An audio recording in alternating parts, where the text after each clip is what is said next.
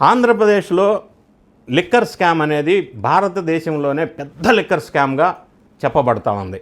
Parliament సాక్షిగా MP గారు చెప్పారు, ఢిల్లీ లిక్కర్ స్కామ్తో పోలిస్తే ఢిల్లీ లిక్కర్ స్కామ్ నీటి బొట్టంతా ఆంధ్రప్రదేశ్ లిక్కర్ స్కామ్ చాలా పెద్ద లిక్కర్ స్కామ్ అన్నారు.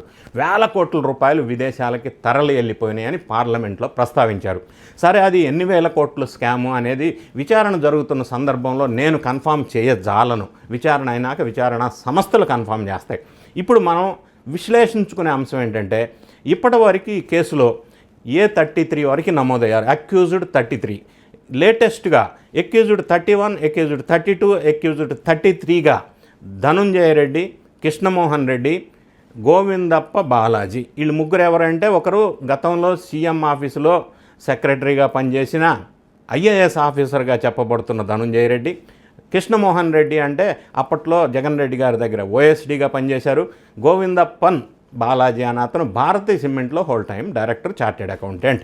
ఇప్పుడు కేసు విచారణలో అందరినీ విచారణ చేసినప్పుడు వీళ్ళ ముగ్గురు వైపు వేళ్ళు చూపించారు. ఇప్పుడు మొత్తం స్కామ్లో వీళ్ళ ముగ్గురు కోసం పోలీసులు నోటీసులు ఇచ్చారు. యాజ్ యూజువల్ తప్పించుకు తిరుగుతున్నారు, దొరకకుండా తిరుగుతున్నారు, కనిపించకుండా తిరుగుతున్నారు. నంబర్ 1. నంబర్ 2, హైకోర్టును ఆశ్రయించారు, సుప్రీంకోర్టును ఆశ్రయించారు. సుప్రీంకోర్టు రిజెక్ట్ చేసింది. ఏపీ పోలీసులకి క్రిస్టల్ క్లియర్ సందేశం ఇచ్చింది, మీరు అరెస్ట్ చేసుకోండి, విచారణ చేసుకోండి అని. తర్వాత మళ్ళీ హైకోర్టులో ఇచ్చారు, పిటిషన్ వేశారు.